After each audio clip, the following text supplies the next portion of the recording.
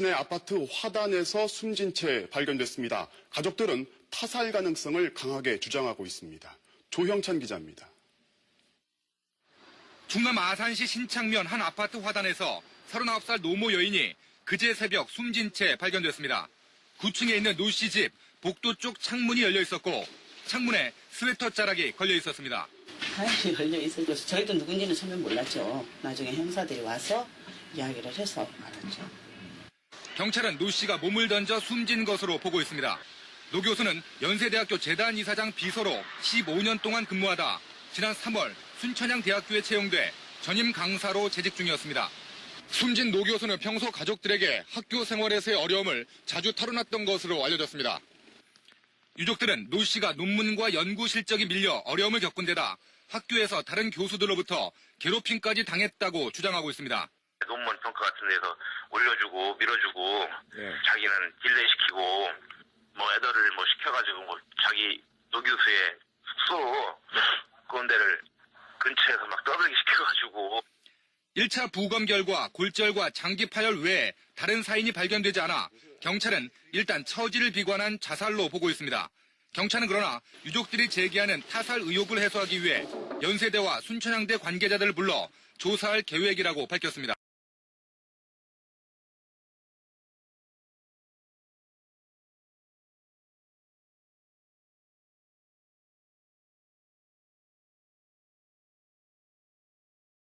스러운 죽음.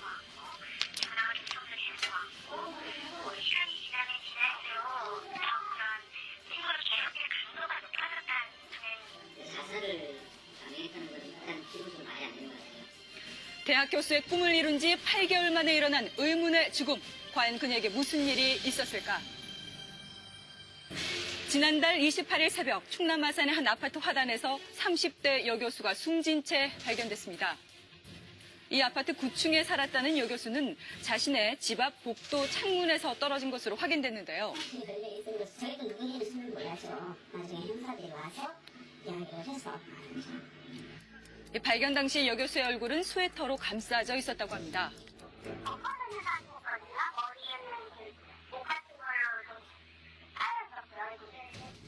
경찰은 여교수가 스스로 목숨을 끊은 것으로 보고 있는데요.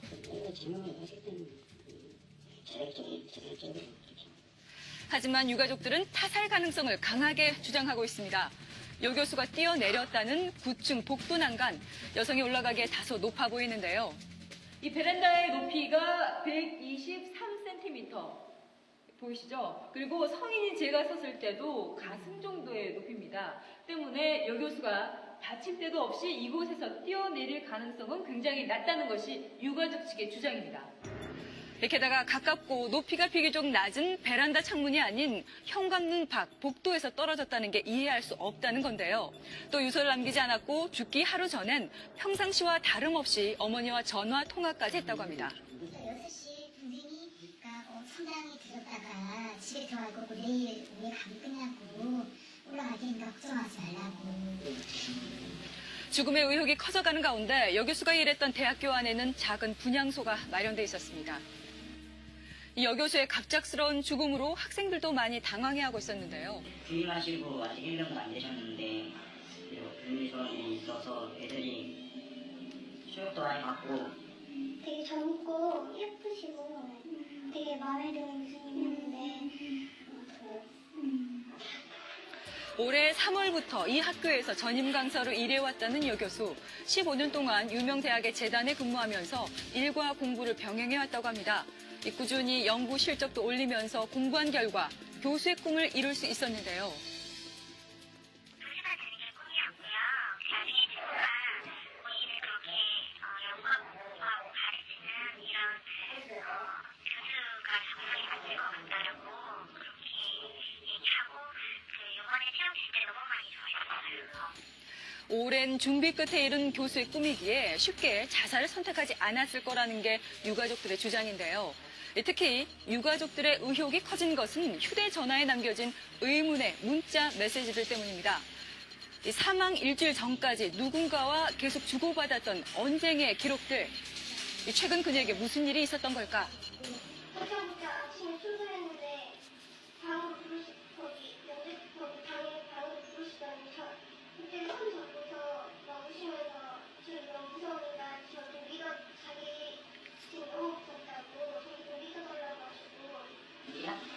평화하시고 받고 이러시는 애교만 받고 계약하시는 경우가 있고요.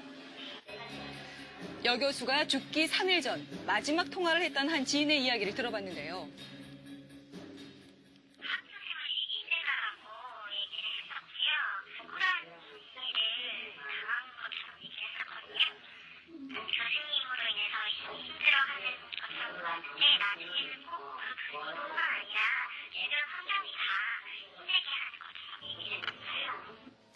또한 신변의 위협을 느낀다며 극도로 불안해했다고 합니다.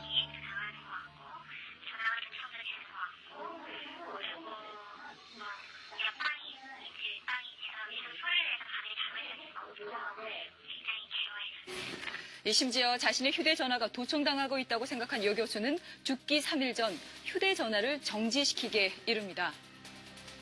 유가족들에 따르면 여 교수는 동료 교수 때문에 힘들다는 얘기를 자주 했었다고 하는데요.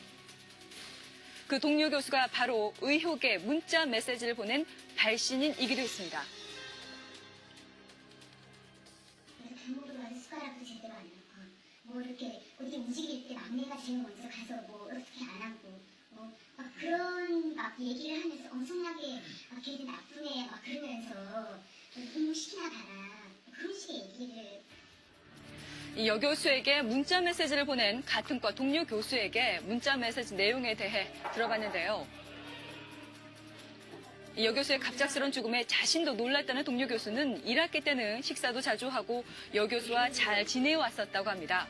자, 그런데 여 교수와 문제가 생긴 건 지난 9월 이후. 방학이 끝나고 와서 강의평가 우수론이 발표하던 날이었거든요.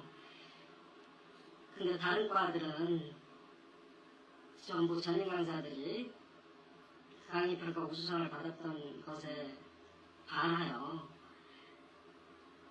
우리 과는 제가 받았으니까 저한테 어떤 타겟이 오지 않았나 싶고요. 특히 유가족들이 협박 메시지라고 주장하는 이 문자의 의미가 무엇인지 물어봤는데요. 2학기에 집중되는 그런 일들에 대해서 제가 도와주지 않는다면 사실 일이 너무 많습니다. 뭐 제가 지금 맡고 있는 것만 해도 뭐 한 7, 8가지 될 텐데 그런 일들이 제동 없이 사실 잘 안 될 거거든요. 왜냐하면 내년 2학기 때 일 엄청나게 떨어지면 이제 한번 당해봐라. 점점 의혹이 더해가는 가운데 보다 정확하고 빠른 수사가 이루어져야 하는 상황인데요. 피해자들 또 피해자에 관련 친했던 지인 또 조사를 받고 이거 공항역까지 다 분석하면 이거쯤에 좀 받아야 좋잖아요. 다만 이제 정확한 진실을 좀 알았으면 좋겠어요. 왜 이렇게 죽게 됐는지. 총망받던 30대 여교수의 의문의 죽음에 대한 이유나 동기만이라도 철저한 수사로 정확하게 밝혀지기를 바랍니다.